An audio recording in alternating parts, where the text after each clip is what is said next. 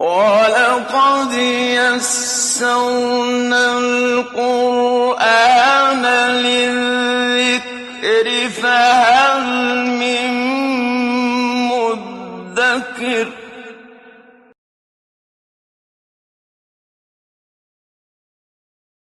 اعوذ باللہ من الشیطان الرجیم بسم اللہ الرحمن الرحیم سورہ صف کے بعد ہے سورہ جمعہ۔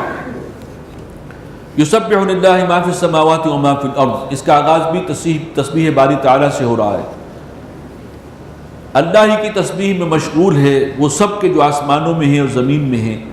الملک القدوس العزیز الحکیم، وہ اللہ کون ہے جو بادشاہ ہے، قدوس ہے، انتہائی مجسم پاکیزگی ہے، العزیز ہے، غالب ہے سب پر، الحکیم ہے، انتہائی حکمت والا ہے۔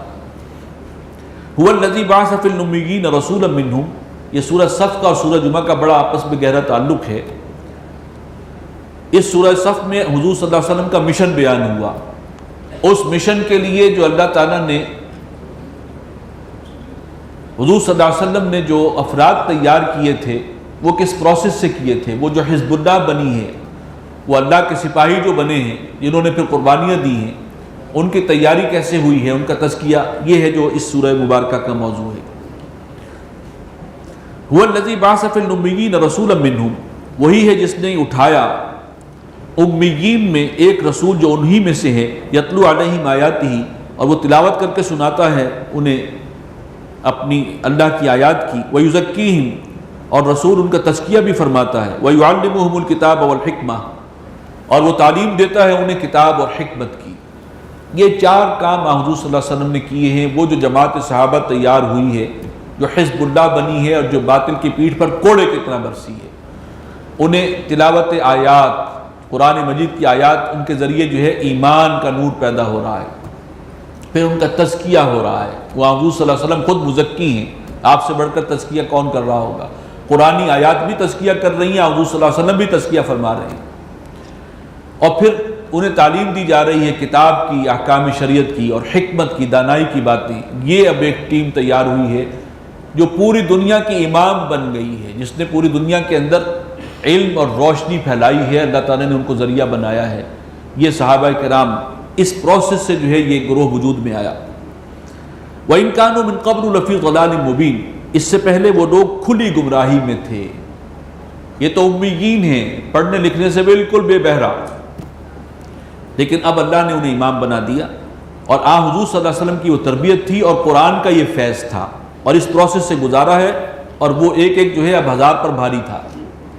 وَآخَرِينَ مِنْهُمْ لَمَّا يَلْحَقُوا بِهِمْ، ہاں، اور اس امت میں کچھ اور بھی آئیں گے جو ابھی شامل نہیں ہو سکے، یعنی صرف جزیرہ نما عرب تک، اہل عرب تک کے لیے آپ کی بعثت نہیں ہے، آپ کی بعثت تو پوری نوع انسانی کے لیے ہے۔ تو ابتداءً تو وہی لوگ آئے ہیں جو آپ کے علاقے کے تھے اور اہل عرب تھے، آپ کی جو بعثت خصوصی ہے وہ انہی کی طرف ہے، لیکن بعثت عمومی جو ہے پوری دنیا کے انسانوں کے لیے ہے۔ تو چنانچہ اس امت میں اور بھی شامل ہوں گے جو ان کے علاوہ ہیں۔ وَهُوَ الْعَزِيزُ الْحَكِيمُ، اور وہ اللہ جو ہے غالب ہے، حکمت والا ہے۔ ذَلِكَ فَضْلُ اللَّهِ يُؤْتِيهِ مَن يَشَاءُ، یہ سب کچھ اللہ ہی کا فضل ہے، عطا کرتا ہے جس کو چاہتا ہے۔ وَاللَّهُ ذُو الْفَضْلِ الْعَظِيمِ، اور وہ اللہ جو ہے بہت بڑے فضل والا ہے۔ مَثَلُ الَّذِينَ حُمِّلُوا التَّوْرَاةَ ثُمَّ لَمْ يَحْمِلُوهَا، مثال ان لوگوں کی کہ جن کو تورات اٹھوائی گئی تھی، جنہیں حامل تورات بنایا گیا تھا، ثُمَّ لَمْ يَحْمِلُوهَا، پھر انہوں نے اس کو نہیں اٹھایا، اس کی ذمہ داریوں کو ادا نہیں کیا۔ كَمَثَلِ الْحِمَارِ يَحْمِلُ أَسْفَارًا، ان کی مثال ایسے ہے کہ جیسے کوئی گدھا ہو اور جس کی پیٹھ پر عالمانہ کتابوں کا بوجھ لادا گیا ہو۔ وہ قوم، وہ امت جو اللہ کی کتاب کی ذمہ داریاں اور حقوق ادا نہیں کرتی اور اس سے وہ رہنمائی حاصل نہیں کر رہی اور اس پر توجہ نہیں دے رہی، اس کی مثال اس کی سی ہے کہ جیسے کوئی گدھا ہو اور اس پر عالمانہ کتابوں کا بوجھ لاد دیا گیا ہو۔ گدھا ظاہر ہے کہ اس سے کوئی استفادہ نہیں کر سکتا، تو پھر جو نہیں استفادہ کر رہے وہ پھر اسی کیٹیگری میں آئیں گے۔ بئس مثل القوم الذین کذبوا بآیات اللہ، بڑی بری مثال ہے ان لوگوں کی جنہوں نے اللہ کی آیات کو جھٹلایا ہے، تکذیب کی ہے، زبان سے تو تکذیب نہیں کی، اپنے عمل سے کر دی ہے۔ واللہ لا یہدی القوم الظالمین، اور اللہ ایسے ظالموں کو ہدایت نہیں دیتا۔ اہل کتاب نے کبھی یہ نہیں کہا کہ تورات اللہ کی کتاب نہیں ہے، وہ بھی سر آنکھوں پر رکھتے تھے اسے جیسے ہم بھی رکھتے ہیں، لیکن طرز عمل ان کا بھی وہی تھا جو ہمارا ہے قرآن کے ساتھ، لہٰذا یہ مثال دی گئی ہے، اور اگر ہم بھی وہی کچھ کر رہے ہیں تو پھر یہ مثال ہم کے صادق آ رہی ہے۔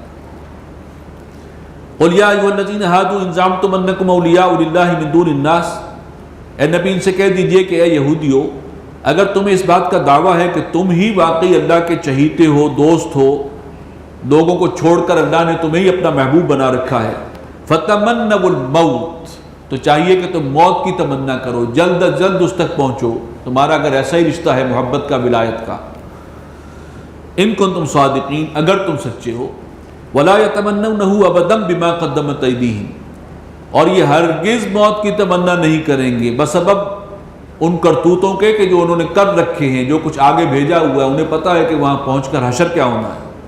وَاللَّهُ عَلِيمٌ بِالظَّالِمِينَ، ایسے ظالموں سے اللہ خوب باخبر ہے۔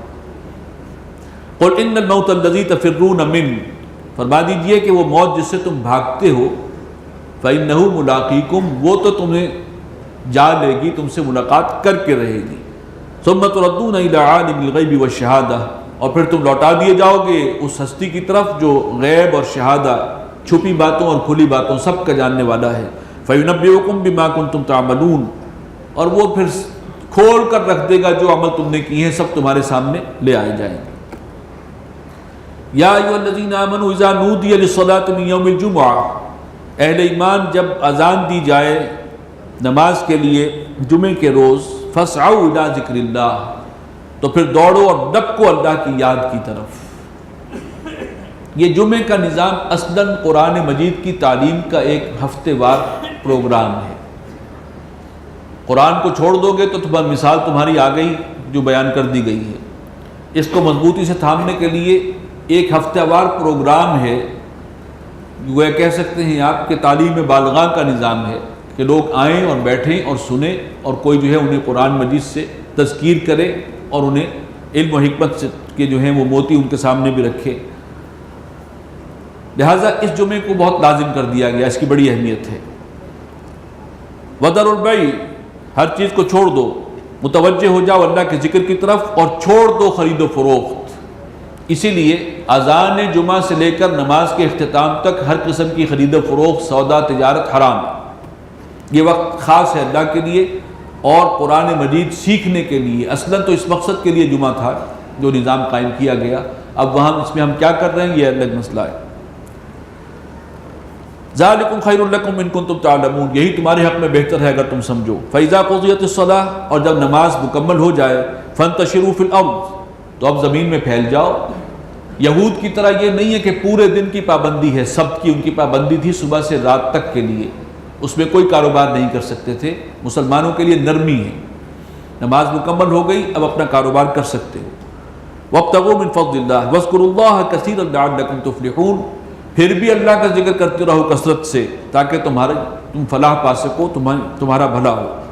وَإِذَا رَأَوْا تِجَارَةً اللَّهُمَّ انفضوا إِلَيْهَا، اور جب انہوں نے دیکھا ہے ایک تجارت کو، سودے کو یا کچھ کھیل تماشے کو، تو پھر لپک کر دوڑے اسی کی طرف، بکھر گئے اس کی جانب۔ وَتَرَكُوكَ قَائِمًا، اور آپ کو چھوڑ دیا کھڑے ہوئے۔ آپ خطبہ ارشاد فرما رہے تھے، ایک موقع تھا کہ ابھی جمعے کی فرضیت کا اس طریقے سے اعلان نہیں ہوا تھا، اور حضور صلی اللہ علیہ وسلم جمعہ پڑھا رہے تھے، خطاب کر رہے تھے، خطبہ دے رہے تھے۔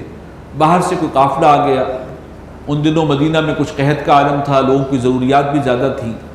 قافلہ آتا تھا تو وہ گھنٹیوں کی سی آواز سے پتہ چل جاتا ہے کہ قافلہ پہنچ گیا ہے باہر سے، تو بہت سے لوگ اٹھ کر چلے گئے اور وہ اس کو خرید و فروخت میں مشغول ہو گئے۔ اس پر گرفت کی ہے کہ وَإِذَا رَأَوْا تِجَارَةً أَوْ لَهْوًا انفضوا إِلَيْهَا، جب دیکھتے ہیں کوئی تجارت یا کوئی کھیل تماشا تو اس کی طرف بکھر جاتے ہیں دوڑتے ہوئے۔ وَتَرَكُوكَ قَائِمًا، اور آپ کو انہوں نے چھوڑ دیا کھڑے ہوئے۔ قُلْ مَا عِندَ اللَّهِ خَيْرٌ مِّنَ اللَّهْوِ وَمِنَ التِّجَارَةِ، اے نبی بتا دیجئے انہیں کہ جو کچھ اللہ کے پاس ہے وہ اس کھیل کود سے اور تجارت سے کہیں بہتر ہے۔ وَاللَّهُ خَيْرُ الرَّازِقِينَ، اور اللہ ہے بہترین رزق عطا فرمانے والا۔ اس کے بعد ہے سورہ منافقون۔ بسم اللہ الرحمن الرحیم۔ منافق وہ ہے جو دین کے انتقاضوں سے جی چراتا ہے، جن کا ذکر ہم نے پچھلی 2 صورتوں میں پڑھ لیا۔ ایمان لایا تھا ایسے منافق بہت کم ہیں، بہت کم تھے کہ جو پہلے دن سازش کے طور پر مسلمان ہوئے ہوں، چند تھے ایسے۔ اکثر وہ تھے کہ قرآن کی صداقت کی گواہی ان کے دل نے دی، آپ حضور صلی اللہ علیہ وسلم کی باتیں سنی، دل نے گواہی دی کہ یہ حق ہے، قبول تو کر لیا، لیکن اب عملی تقاضے سامنے آئے، قربانی دینے کا مسئلہ سامنے آیا، جس جان و مال کی قربانی، اب وہ پیچھے ہٹنے شروع ہو گئے، اور یہ پروسیس انہیں لے گیا یہاں تک کہ اب بالکل ایمان ختم ہو جاتا ہے اور نفاق ہی نفاق رہ جاتا ہے۔ مرض شروع ہوتا ہے تو ابھی شروع تھوڑا سا ہے، بڑھتا چلا جاتا ہے۔ اذا جاءک المنافقون، بسم اللہ الرحمن الرحیم، اذا جاءک المنافقون، اے نبی جب آتے ہیں آپ کے پاس یہ منافق، قالوا نشہد انک لرسول اللہ، قسمیں کھا کر کہتے ہیں کہ آپ اللہ کے رسول ہیں، واللہ یعلم انک لرسولہ، اور اللہ کو خوب معلوم ہے کہ آپ اس کے رسول ہیں، اس میں کیا شک ہے، واللہ یشہد ان المنافقین لکاذبون، اور اللہ اس بات کی گواہی دیتا ہے کہ منافق جھوٹ بول رہے ہیں، بات تو صحیح کہہ رہے ہیں کہ آپ اللہ کے رسول ہیں، لیکن دل سے نہیں مان رہے، اب جہاں تک یہ پہنچ چکے ہیں اب اندر جو ہے وہ ایمان موجود نہیں ہے، اور اپنے ایمان کا جو ہے وہ قسم کھا کر اس کا اظہار کر رہے ہیں۔ اتخذوا ایمانہم جنۃ، انہوں نے اپنی قسموں کو ڈھال بنا لیا ہے، فصدوا عن سبیل اللہ، تو روکتے ہیں اور رک جاتے ہیں اللہ کے راستے سے، کوئی پوچھے تو جھوٹی قسم کھا لی، اب کوئی آگے کوئی شریف آدمی ہوگا تو وہ کہے گا اچھا قسم کھا لی، اب کیا کریں ان سے۔ انہم ساء ما كانوا يعملون، بڑی بری حرکتیں کر رہے ہیں کہ جو کچھ یہ ان کے روز و شب ہیں اس کے اندر۔ اتخذوا ایمانہم جنۃ فصدوا عن سبیل اللہ انہم ساء ما كانوا يعملون ذلک بانہم آمنوا، یہ اس لیے ہے کہ وہ ایمان تو لائے تھے، ثم کفروا، اور پھر انہوں نے کفر کیا، زبان سے کفر نہیں کیا، اپنے عمل سے کفر کیا ہے، ایمان کے تقاضوں کو پورا نہیں کیا تو ایک اعتبار سے اب پیچھے ہٹ گئے ہیں، پیچھے ہٹتے جا رہے ہیں۔ فَطُبِعَ عَلَىٰ قُلُوبِهِمْ، یہاں تک کہ اللہ نے ان کے دلوں پر مہر کر دی، لگا دی، فَهُمْ لَا يَفْقَهُونَ، اور اب وہ سننے سمجھنے سے عاری ہیں۔ وَإِذَا رَأَيْتَهُمْ تُعْجِبُكَ أَجْسَامُهُمْ، اور اے نبی جب آپ انہیں دیکھتے ہیں تو ان کا ڈیل ڈول جو ہے، ان کے اجسام، ان کا جسہ، وہ آپ کو متاثر کرتا ہے، دیکھنے میں بڑے وہ ہیں، صاحب حیثیت بھی ہیں، اور ان کی ایک پرسنالٹی بھی ہے، اپنے اپنے سردار ہیں قبیلوں کے، یا بہت کھاتے پیتے لوگ ہیں، صاحب حیثیت ہیں۔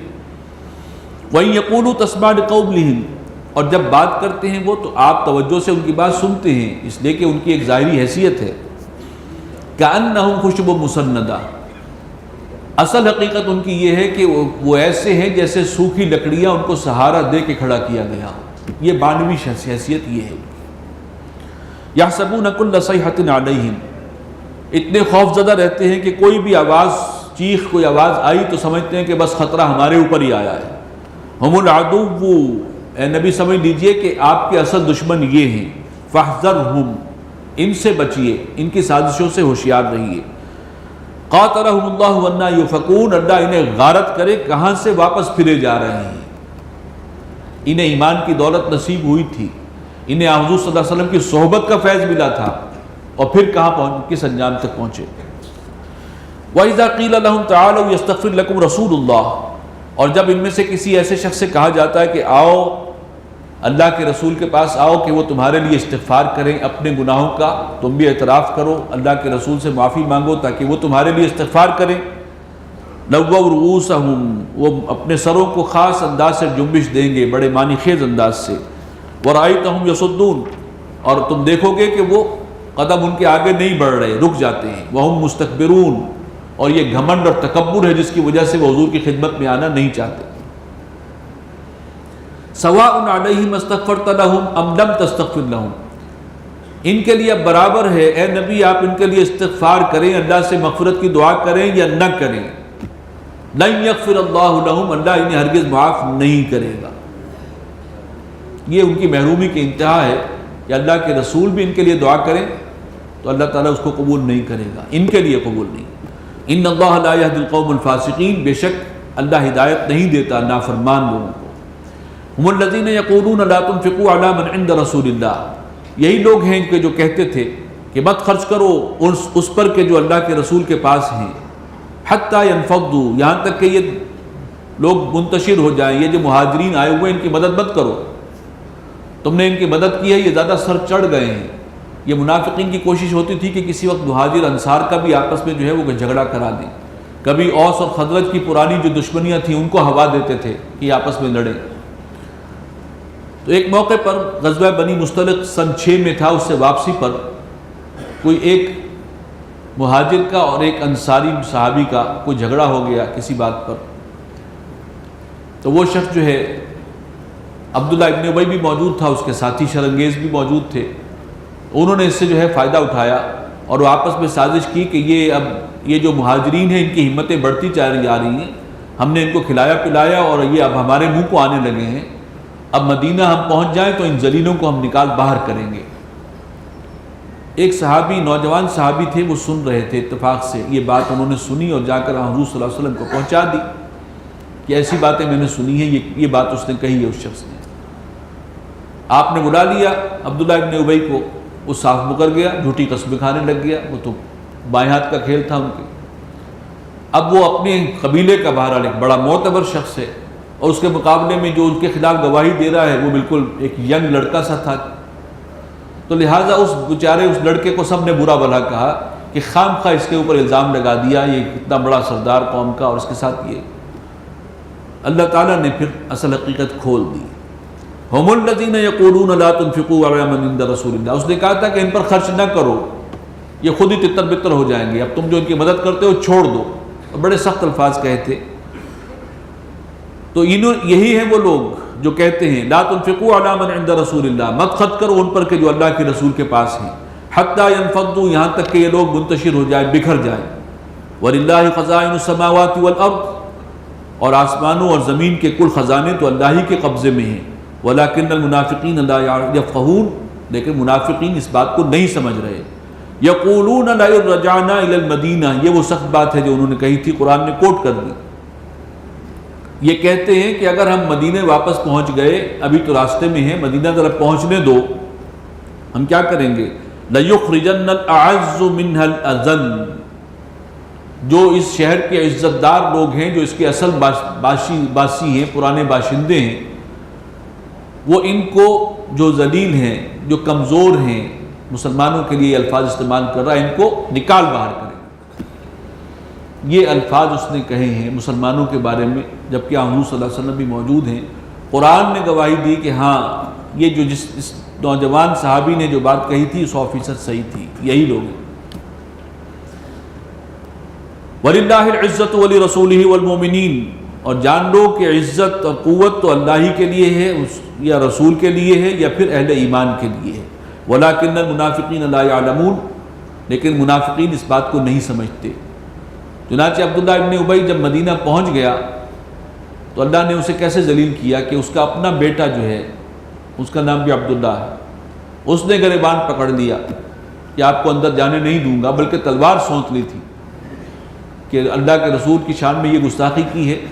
تو حضور صلی اللہ علیہ وسلم نے ہی جو ہے اس کو پھر روکا کہ اس کو جانے دو، لیکن وہ اس کو قتل کرنے کے در پہ ہو گئے تھے۔ چنانچہ ذلت کا فوراً اسے سامنا کرنا پڑ گیا اپنے بیٹے کے ہاتھوں۔ یا ایھا الذین آمنوا لا تلھکم اموالکم ولا اولادکم عن ذکر اللہ، اہل ایمان تمہیں تمہارے مال اور تمہاری اولاد اللہ کے ذکر سے، اللہ کی یاد سے غافل نہ کر دیں۔ یہ ویک پوائنٹ ہے، یہاں سے مسئلہ شروع ہوتا ہے۔ وَمَن يَفْعَلْ ذَلِكَ فَأُولَٰئِكَ هُمُ الْخَاسِرُونَ، اور جو ایسا کرے گا، جو اس امتحان میں ناکام ہو گیا، اولاد اور مال اس کے حصول کے لیے جائز ناجائز کی تفریق ختم کر دی، اللہ کے احکامات ایک طرف رکھ دیے، فَأُولَٰئِكَ هُمُ الْخَاسِرُونَ، تو یہی ہیں خسارہ پانے والے۔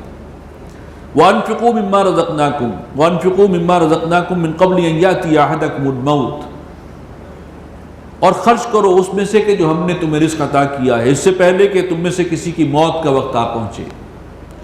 اگر کچھ بھی تھوڑا سا اس مرض کی چھوت اندر لگ گئی ہے، مرض نفاق کی، تو اس کو دور کرنے کے لیے نفاق کا علاج انفاق، اللہ کی راہ میں خرچ کرو۔ یہ دنیا کی محبت، مال کی محبت، یہ بنیاد بنتی ہے، اس کو کھرچو، اللہ کی راہ میں صدقہ و خیرات زیادہ سے زیادہ کرو، تاکہ یہ وائرس تمہارا جو ہے یہ دور ہو سکے اور تم صحیح رستے پر گامزن ہو۔ علاج اس کا یہ ہے، تریاق ہے۔ اس سے پہلے پہلے کہ وہ وقت آ جائے، ان یاتی احدکم الموت، کہ تمہاری موت کا وقت آ پہنچے، فیقول رب لولا اخرتنی الی اجل قریب، اور پھر وہ کہے گا مرنے والا کہ اے رب تو نے مجھے تھوڑی سی اور مہلت کیوں نہ دے دی، فاصدق، ذرا سی مہلت مجھے مل جائے، میں سب کچھ صدقہ و خیرات کر دوں گا جو کچھ میرے پاس، وَأَكُن مِّنَ الصَّالِحِينَ، اور ہو جاؤں گا نیکوکاروں میں سے۔ اس وقت بڑی حسرت ہوگی۔ وَلَن يُؤَخِّرَ اللَّهُ نَفْسًا إِذَا جَاءَ أَجَلُهَا، اور اللہ تعالیٰ کسی بھی انسان کو پھر موقع نہیں دیتا جب وہ موت کا وقت اس کا آ پہنچے، اب کوئی امکان نہیں ہے۔ وَاللَّهُ خَبِيرٌ بِمَا تَعْمَلُونَ، اللہ باخبر ہے جو کچھ تم کرتے ہو۔ بسم اللہ الرحمن الرحیم۔ يُسَبِّحُ لِلَّهِ مَا فِي السَّمَاوَاتِ وَمَا فِي الْأَرْضِ، تسبیح کرتی ہے ہر وہ چیز کے جو آسمانوں میں ہے اور جو زمین میں ہے، اللہ کی تسبیح۔ یہ 5ویں صورت ہے ان 10 صورتوں میں سے کہ جس کا آغاز تسبیح باری تعالیٰ کے ذکر سے ہو رہا ہے۔ لہ الملک و لہ الحمد، حکومت اختیار بھی اسی کی ہے، اسی کا ہے، اور حمد اور تعریف بھی اسی کے لیے ہے۔ وَهُوَ عَلَىٰ كُلِّ شَيْءٍ قَدِيرٌ، اور وہ ہر چیز پر قادر ہے۔ هُوَ الَّذِي خَلَقَكُمْ فَمِنْكُمْ كَافِرٌ وَمِنْكُمْ مُؤْمِنٌ، وہی ہے جس نے تم سب کو پیدا کیا، پوری نوع انسانی کو، تو تم میں سے وہ بھی ہیں کہ جو کافر ہیں اور وہ بھی ہیں جو مومن ہیں۔ خالق سب کا وہ ہے، لیکن بہت سے ہیں جو اپنے خالق کو ماننے کے لیے تیار ہی نہیں ہیں، اور کچھ ہیں جو اپنے خالق کو مانتے ہیں کہ وہی ہمارا خالق ہے، رب ہے، مالک ہے۔ یہ ہے اصل میں وہ 2 قومی نظریہ جسے کہا جاتا ہے۔ یہ اصل میں انسان دنیا میں 2 ہی طرح کے ہیں، اللہ پر ایمان رکھنے والے اور اللہ کا انکار کرنے والے۔ اللہ پر ایمان اب معتبر کون سا ہے؟ جو محمد رسول اللہ صلی اللہ علیہ وسلم کو بھی تسلیم کرے اور اس قرآن کو جو اللہ کی کتاب ہے اس کو مانے۔ باقی سب کافر ہیں۔ یہ 2 قومی نظریات، اسی کے بنیاد پر ہم نے ہندو سے ایک علیحدہ ملک کا مطالبہ کیا تھا۔ ہم انڈیا میں بھارت کے ساتھ ایک قوم کی حیثیت سے نہیں رہ سکتے، یہ 2 قومیں ہیں، بنیاد یہ ہے۔ وَمِنْكُمْ كَافِرٌ وَمِنْكُمْ مُؤْمِنٌ وَاللَّهُ بِمَا تَعْمَلُونَ بَصِيرٌ، اور جو کچھ تم کرتے ہو اللہ اسے دیکھتا ہے۔ خَلَقَ السَّمَاوَاتِ وَالْأَرْضَ بِالْحَقِّ، اس نے آسمانوں اور زمین کو پیدا کیا ہے حق کے ساتھ، ایک مقصد کے ساتھ۔ وَصَوَّرَكُمْ فَأَحْسَنَ صُوَرَكُمْ، اور تمہاری صورت گری کی ہے، اور کیا ہی خوب صورت گری کی ہے تمہاری۔ وَإِلَيْهِ الْمَصِيرُ، اور بالآخر اسی کی طرف لوٹنا ہے سب کو۔ يَعْلَمُ مَا فِي السَّمَاوَاتِ وَالْأَرْضِ، اس کی خلاقی کا ذکر ہوا، اب اس کی صفت علم کے حوالے سے بات آ رہی ہے۔ جو پوری کائنات کا حاکم ہے، مالک ہے، بادشاہ ہے، بادشاہ حقیقی ہے، تو ظاہر بات ہے کہ علم کے اعتبار سے بھی اس کا ایک خصوصی مقام ہونا چاہیے، اس لیے کہ سارے کو کنٹرول کرنے کے حوالے سے صفت علم کی بڑی اہمیت ہے۔ یعلم ما فی السماوات والارض، ایک آیت میں 3 انداز سے اس کو بیان کیا گیا۔ وہ جانتا ہے جو کچھ کے آسمانوں اور زمین میں ہے، سب سے واقف ہے۔ وَيَعْلَمُ مَا تُسِرُّونَ وَمَا تُعْلِنُونَ، اور وہ یہ بھی جانتا ہے جو کچھ تم چھپا کر کرتے ہو اور جو کچھ تم علانیہ کرتے ہو۔ وَاللَّهُ عَلِيمٌ بِذَاتِ الصُّدُورِ، ایک قدم آگے بڑھ کر فرمایا اور اللہ تو دل کی باتوں کو بھی جاننے والا ہے۔ دل میں کیا ہے کسی کی، نیت کیا ہے، عزائم کیا ہیں، امنگیں کیا ہیں، تمنائیں کیا ہیں، خواہشات کیا ہیں، یہ ہے صفت علم، اس کی تکمیل۔ أَلَمْ يَأْتِكُمْ نَبَأُ الَّذِينَ كَفَرُوا مِنْ قَبْلُ، کیا تمہیں نہیں پہنچی خبر ان لوگوں کی جنہوں نے کفر کیا تھا اس سے پہلے؟ فَذَاقُوا وَبَالَ أَمْرِهِمْ، اور انہوں نے چکھا اپنے کیے کا مزہ جو ہے وہ چکھنا پڑا انہیں۔ وَلَهُمْ عَذَابٌ أَلِيمٌ، ان کے لیے ایک دردناک عذاب ہے۔ ایک مزہ تو چکھا دنیا کے عذاب کا، اور ایک عذاب اصل میں وہ ہے جو ابھی آئے گا۔ ذَلِكَ بِأَنَّهُ كَانَتْ تَأْتِيهِمْ رُسُلُهُمْ بِالْبَيِّنَاتِ، دیکھیں ایمان میں ایک ایمان باللہ ہے، اس کا ذکر پہلے آ گیا، اللہ کی صفات، اس کی صفت علم، وہی مالک وہی خالق۔ دوسرا ایمان بالرسالت ہے، اب ایمان بالرسالت کا تذکرہ یہاں پر ہو رہا ہے۔ ذَلِكَ بِأَنَّهُمْ كَانَتْ تَأْتِيهِمْ رُسُلُهُمْ بِالْبَيِّنَاتِ، یہ اس لیے ہوا کہ آئے تو تھے ان کے پاس، قوموں کے پاس ان کے رسول بڑی واضح تعلیمات لے کر، معجزات لے کر۔ فَقَالُوا وَبَشَرٌ يَهْدُونَنَا، تو کہنے لگے کہ کیا ایک بشر، ایک انسان ہمیں رہنمائی دے گا؟ فَكَفَرُوا، یعنی اگر اللہ نے نمائندہ بھیجنا ہوتا تو فرشتے کو بھیجتا، ہم انسان کو تو نہیں مانیں گے کہ اللہ کا نمائندہ ہے۔ فَكَفَرُوا، تو انکار کیا انہوں نے، وَتَوَلَّوْا وَاسْتَغْنَى اللَّهُ، منہ موڑ لیا اور بے پرواہی اختیار کی۔ وَتَوَلَّوْا، انہوں نے منہ موڑا تو وَاسْتَغْنَى اللَّهُ، اللہ تعالیٰ نے بھی ان سے استغنا برتا، چھوڑ دیا انہیں ان کے حال پر۔ وَاللَّهُ غَنِيٌّ حَمِيدٌ، اللہ ہے غنی ہے، اسے کسی کی احتیاج نہیں ہے، کسی کی پرواہ نہیں ہے، حمید ہے، تمام خوبیوں کا مالک۔ اب اس کے بعد تیسرا ایمان، ایمان بالآخرہ، اگلی آیات میں اب ان کا ذکر ہے۔ زعم الذین کفروا ان لن یبعثوا، یہ کافر یہ سمجھتے ہیں، یہ دعویٰ کرتے ہیں کہ انہیں ہرگز نہیں اٹھایا جائے گا، دوبارہ جی اٹھیں گے نہیں۔ قل بلی وربی لتبعثن، کہہ دیجئے اے نبی کہ کیوں نہیں، اور مجھے میرے رب کی قسم تم لازماً اٹھائے جاؤ گے۔ ثم لتنبؤن بما عملتم، اور پھر جو عمل تم نے کیے وہ سب تمہارے سامنے لے آئے جائیں گے، جتلا دیے جائیں گے۔ وذلک علی اللہ یسیر، اور یہ چیز اللہ پر بہت آسان ہے۔ تینوں ایمانیات کا ذکر ہو گیا، اب ایمان کی دعوت۔ فآمنوا باللہ ورسولہ، بس ایمان لے آؤ اللہ پر اور اس کے رسول پر، والنور الذی انزلنا، اور اس نور پر جو ہم نے نازل فرمایا ہے، یعنی یہ قرآن حکیم۔ واللہ بما تعملون خبیر، جو کچھ تم کرتے ہو اللہ اس سے باخبر ہے۔ یوم یجمعکم لیوم الجمع، اور جب ایمان کی دعوت دی جا رہی ہے تو خاص طور پر اب حوالہ قیامت کا آ رہا ہے، ذرا فکر کرو اپنی، وہ وقت آئے گا جس دن کہ اللہ جمع کرے گا تم سب کو، جمع ہونے کے دن۔ ذالک یوم التغابن، وہ ہوگا ہار جیت کے فیصلے کا دن، کون جیتا کون ہارا۔ یہ ہے، اس کو سمجھ دو اچھی طریقے سے، اسے پہچانو۔ دنیا کی ہار جیت عارضی ہے اور غیر حقیقی ہے۔ غیر حقیقی اس لیے ہے کہ یہ تو صرف آزمائش کی شکل ہے، ہم نے سمجھ لیا یہ واقعی مصیبت ہے، یہ تو اللہ آزما رہا ہے، ہار سے بھی اور جیت سے بھی۔ وَمَن يُؤْمِن بِاللَّهِ وَيَعْمَلْ صَالِحًا، اور جو کوئی پختہ ایمان رکھے اللہ پر اور اچھے عمل کرے، يُكَفِّرْ عَنْهُ سَيِّئَاتِهِ، اللہ تعالیٰ اس کی برائیوں کو اسے دور فرمائیں گے۔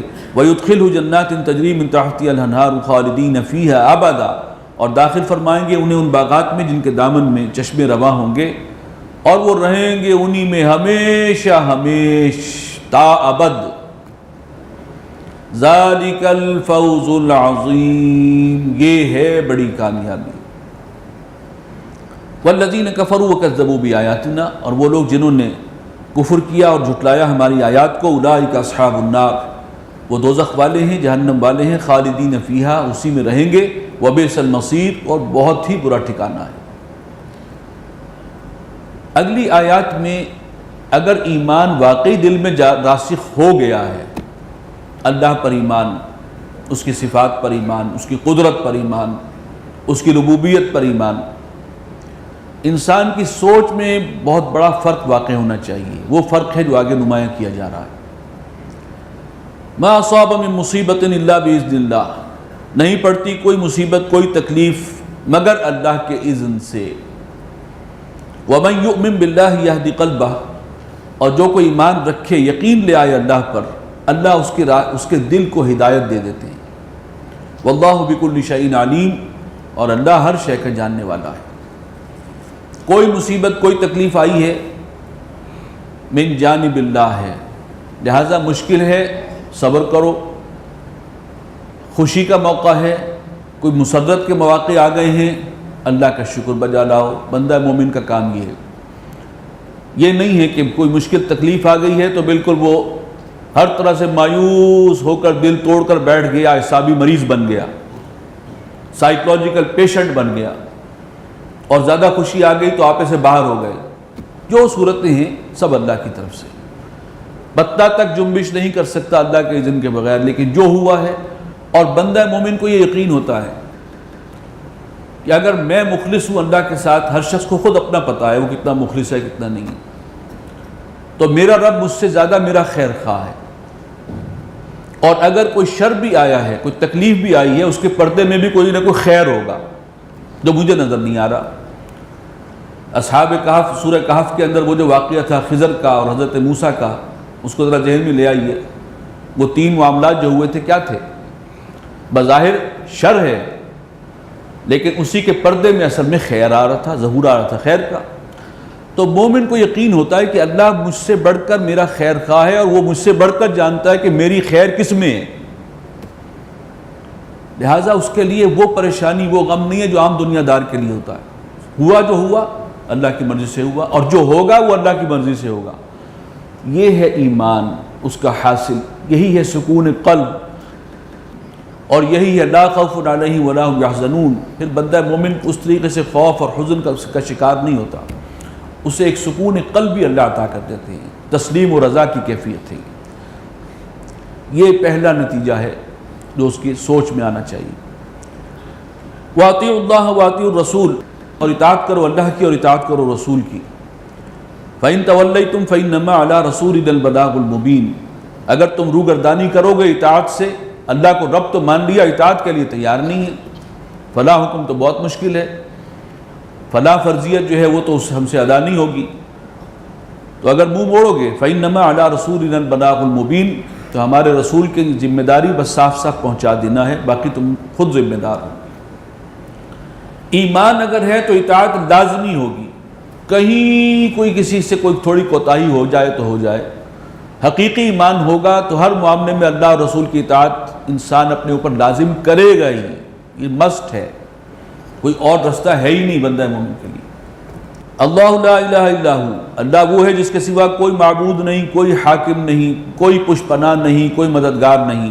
وعلی اللہ فلیتوکل المؤمنون، تو اللہ ہی پر توکل کرنا چاہیے اہل ایمان کو، سارا بھروسہ اور تکیہ توکل اللہ کی ذات پر ہو، اسباب پر نہ ہو، ریسورسز پر نہ ہو، افراد پر نہ ہو کہ یہ میرا کام کر سکتا ہے، وہی ہوگا جو اللہ کو منظور ہوگا، اور میں اپنا معاملہ اللہ کے حوالے کروں، یہ توکل، تسلیم و رضا۔ نیکسٹ، یا ایھا الذین آمنوا ان من ازواجکم واولادکم عدوا لکم فاحذروہم، اہل ایمان تمہاری بیویوں میں اور تمہاری اولاد میں تمہارے دشمن ہیں، جن کو تم سمجھتے ہو کہ سب سے زیادہ مجھ سے قریب اور میرے وفادار ہیں، قرآن یہ کہہ رہا ہے کہ ان میں تمہارے دشمن ہیں، فاحذروہم، ذرا بچ کے رہو ان سے۔ یہ سوچ بھی ایمان کے نتیجے میں آئے گی، لیکن کیا وہ واقعی دشمن ہیں؟ دشمن کس اعتبار سے ہیں؟ دشمن اس پہلو سے ہیں، ویسے تو وہ تمہارے خیر خواہ ہیں، لیکن ان کی محبت میں ہی تم جو ہے وہ حلال کو حرام یا حرام کو حلال کرنے پر آمادہ ہوتے ہو، یا یہی وہ ویک پوائنٹ ہے انسان کا۔ یہاں اگر چوکنے نہیں رہو گے، محتاط نہیں رہو گے، تو پھر یہ اصل میں یہ جو محبت اللہ نے ڈالی ہے یہ الٹیمیٹلی تمہاری دشمنی ثابت ہو جائے گی، یہ تمہاری آخرت کو برباد کر سکتی ہے۔ لہذا فاحذروہم، ان کے معاملے میں محتاط رہو۔ وَإِن تَعْفُوا وَتَصْفَحُوا وَتَغْفِرُوا، اور اگر معاف کر دیا کرو اور درگزر کیا کرو اور بخش دیا کرو، یہ تین الفاظ ایک ہی مفہوم کے جو ہیں آئے ہیں، اس سے اس کی اہمیت ظاہر ہوتی ہے کہ اس کا یہ مطلب نہیں ہے کہ تم ان سے واقعی دشمنی شروع کر دو اور گھر میں تھانے دار کا رول اختیار کر لو، نہیں، اس بات کو ذہن میں رکھو کہ یہ تمہارا ویک پوائنٹ ہے، اور کہیں ان کی وجہ سے اللہ کے احکامات کو ادائیگی میں کہیں آگے پیچھے نہ ہو جائے معاملہ، حلال اور حرام کے جو ہے تمیز ہے وہ کہیں نہ اٹھا بیٹھو، اس کو ذہن میں رکھو۔ باقی جو ان سے خطائیں ہوتی ہیں چھوٹی موٹی ان کو معاف کرو، درگزر کرو، بخش دو، فإن اللہ غفور الرحیم، اللہ بھی بخشنے والا مہربان ہے۔ گھر کا ماحول جو ہے وہ پرسکون ہونا چاہیے، محبت اور اعتماد کا ہونا چاہیے، وہ اپنی جگہ برقرار رہے۔ انما اموالکم واولادکم فتنہ، اب پھر ایک بات آ رہی ہے، تمہارے مال اور تمہاری اولاد ہی اصل میں فتنہ ہیں تمہارے لیے، ان کے ذریعے اللہ آزما رہا ہے، آزمائش کا بہت بڑا ذریعہ ہیں، اور یہیں پر بالعموم اکثر لوگ اس آزمائش میں ناکام ہو جاتے ہیں۔ واللہ عندہ اجر عظیم، اور اجر عظیم تو اللہ ہی کے پاس ہے۔ انسان مال جمع کرتا ہے، آخرت میں وہ بڑھاپے میں کام آئے گا، اولاد پر بڑا تکیہ کیا ہوتا ہے، یہ بڑھاپے میں سہارا بنے گی، یہ بنے گی، وہ بنے گی، اور بعد میں پتہ چلتا ہے کہ صورتحال ہی بالکل برعکس ہے۔ جن پہ تکیہ تھا وہی پتے ہوا دینے لگے. اب ان کی تو ترجیحات ہی کچھ اور ہیں، دلچسپی ہی کوئی اور ہے. اس وقت جو صدمہ ہوتا ہے، ان سے کوئی وابستہ نہ رکھو، کوئی خوش توقعات ان سے وابستہ نہ رکھو، توقعات رکھو اللہ سے، اجر عظیم اس کے پاس ہے، وہ دے گا.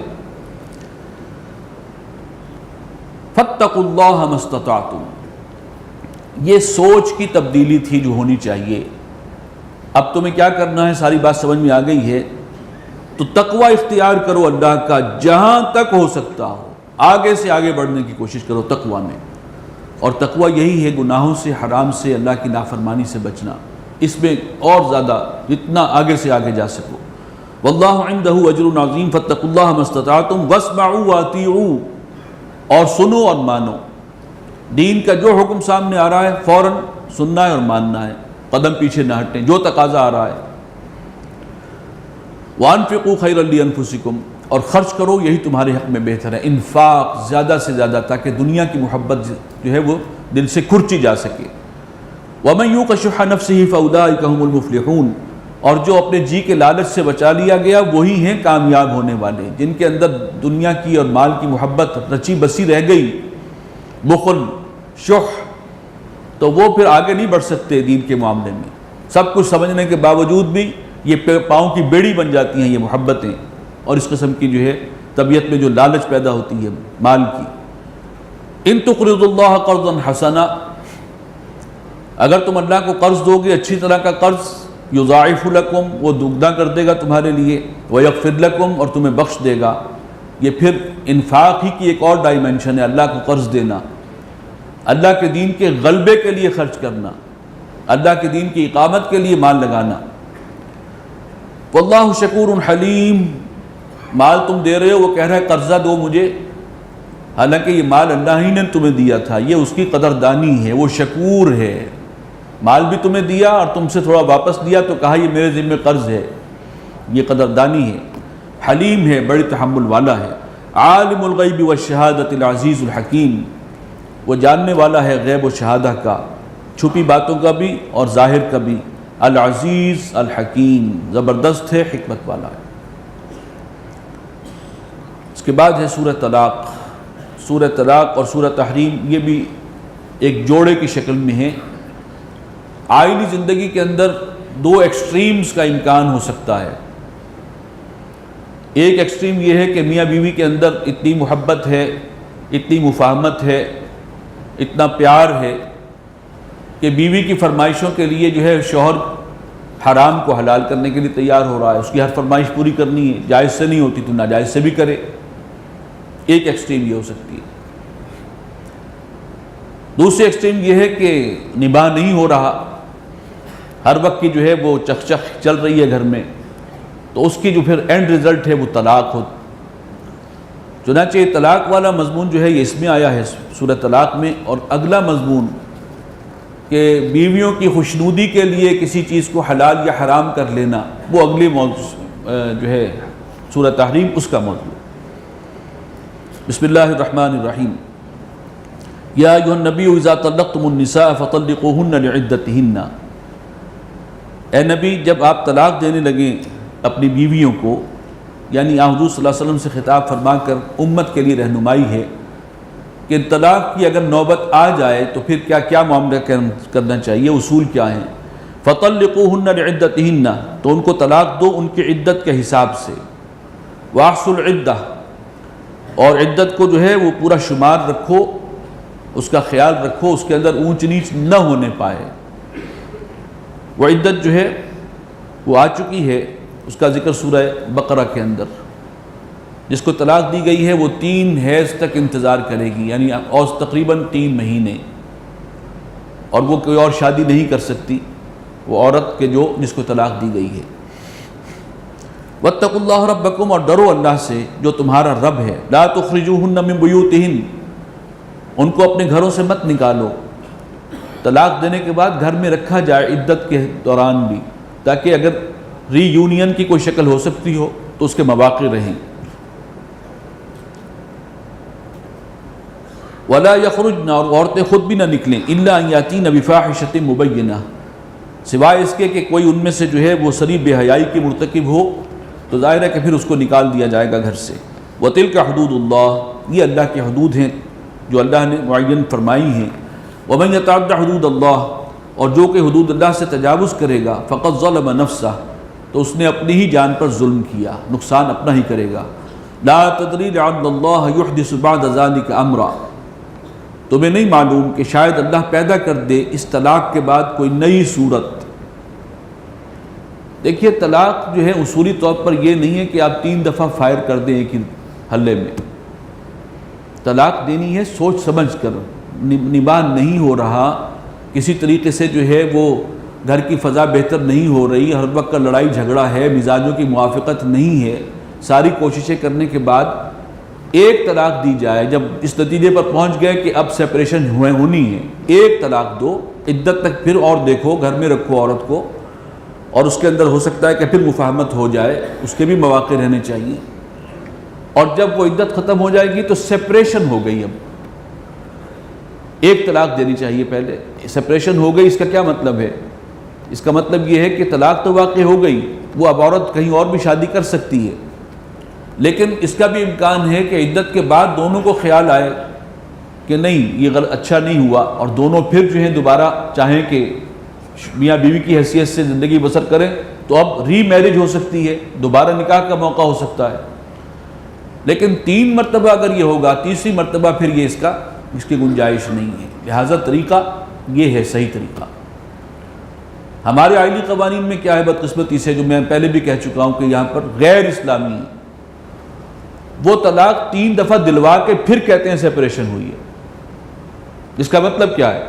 اب ری یونین کی کوئی شکل ہی نہیں ہے، دوبارہ آپ اس کی شادی کر ہی نہیں سکتے آپس میں۔ وہ بعد میں احساس ہوتا ہے کہ بھائی 3 دے دی ہیں، لیکن بہرحال بچے ہیں، یہ ہیں وہ ہیں، لیکن اب آپ نے موقع ختم کر دیا۔ اور ہمارا اس وقت کا جو آئینی قوانین ہے پاکستان کے، اس میں وہ تینوں دلواتے ہیں پھر مانتے ہیں کہ یہ ہوئی، جو شریعت کے صریحاً خلاف ہو رہا ہے۔ آواز کوئی اٹھانے والا ہی نہیں ہے، بدقسمتی سے علماء کی طرف سے بھی نہیں آواز اٹھائی جاتی اس پر، حالانکہ وہ ہمیشہ مستقل ان مسائل کو جو ہیں وہ ایڈریس کر رہے ہوتے ہیں۔ تو ایک بہت بڑا المیہ ہے یہ۔ قرآن مجید نے ان حوالوں سے اتنی تفصیلی رہنمائی دی ہے کہ سب سے زیادہ تفصیلی رہنمائی ہے ہی فیملی لاز کے بارے میں، لیکن اتنا ہی اس کو ہم اگنور کرتے ہیں۔ تو کیا عجب کہ اللہ تعالیٰ پھر صلح کی کوئی شکل پیدا کروا دے، سیپریشن ہو بھی گئی لیکن اس کے بعد پھر دوبارہ نکاح ہو سکتا ہے، اس کی گنجائش رہنی چاہیے، اس کو لے کر چلنا چاہیے۔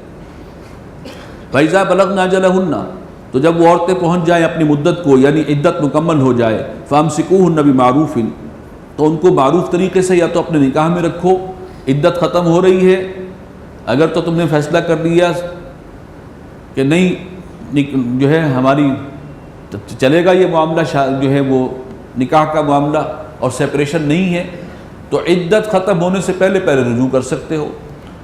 عدت پوری ہو گئی اور اب تم نے فیصلہ کر لیا سیپریشن کا، تو پھر ان کو یا تو اپنے نکاح میں رکھو بھلے طریقے سے، او فارقوہن بمعروف، یا پھر چھوڑ دو بھلے طریقے سے۔ واشہدوا ذوی عدل منکم، اور 2 افراد کو گواہ بنا لیا کرو جو تمہارے درمیان معتبر ہوں۔ اور اس حوالے سے ہماری جو شریعت ہے اس کے اندر اس کا تقاضا یہ ہوتا ہے کہ ایک شخص نے طلاق دے دی، اب رجوع کر لیا، رجوع کرنے پر وہ 2 افراد کو گواہ بنائے کہ میں نے رجوع کر لیا ہے، تاکہ بعد میں کوئی ابہام نہ رہے کہ طلاق واقع ہو چکی تھی اور پھر بھی رہ رہے میاں بیوی کی حیثیت سے، یا تو اس عدت کے اندر رجوع کر دیا گیا تھا۔ اس پہ شبہ رہے گا تو پھر بعد میں جو ہے اس سے مسائل پیدا ہوں گے، لہٰذا اس وقت 2 افراد کو گواہ ٹھہرانا چاہیے رجوع کرتے وقت۔ وَأَقِیمُوا الشَّهَادَةَ لِلَّهِ، اور گواہی کو قائم رکھو، سیدھی رکھو اللہ کی خاطر۔ ذَلِكُمْ يُوعَظُ بِهِ، یہ ہے وہ بات جس کی تمہیں نصیحت کی جا رہی ہے ہر اس شخص کو کہ مَنْ كَانَ يُؤْمِنُ بِاللَّهِ وَالْيَوْمِ الْآخِرِ، جو ایمان رکھتا ہو اللہ پر اور یوم آخر پر۔ وَمَنْ يَتَّقِ اللَّهَ يَجْعَلْ لَهُ مَخْرَجًا، اور جو کوئی تقوی اختیار کرے اللہ کا، اللہ تعالیٰ اس کے لیے راستے نکالے گا۔ وَيَرْزُقْهُ مِنْ حَيْثُ لَا يَحْتَسِبُ، اور اسے رزق وہاں سے دے گا جہاں سے اسے خیال تک نہ ہوگا، یعنی اللہ کے تقوی کی وجہ سے وہ کوئی حرام اس کے جو ہے وہ کاروبار تھا اس کو ترک کر دیا، کوئی جاب ایسی تھی جس میں حرام کا پہلو تھا اس کو چھوڑ دیا، تو آزمائش تو تھوڑی بہت ہوگی، لیکن اللہ تعالیٰ اسے رزق ایسی جگہوں سے فراہم کرے گا جہاں سے وہ سوچ بھی نہیں سکتا، دنیاوی کیلکولیشن میں وہ نہیں آئے گا، لیکن اللہ اس کی مدد فرمائے گا۔ وَمَن يَتَوَكَّلْ عَلَى اللَّهِ فَهُوَ حَسْبُهُ، اور جو کوئی اللہ پر توکل کرے تو اللہ اس کے لیے کافی ہے۔ إِنَّ اللَّهَ بَالِغُ أَمْرِهِ، اللہ اپنا ارادہ پورا کر کے رہتا ہے۔ قَدْ جَعَلَ اللَّهُ لِكُلِّ شَيْءٍ قَدْرًا، بے شک اللہ نے ہر چیز کا ایک اندازہ ٹھہرا رکھا۔ بارک اللہ لی ولکم فی القرآن العظیم ونفعنی وإیاکم بالآیات والذکر الحکیم۔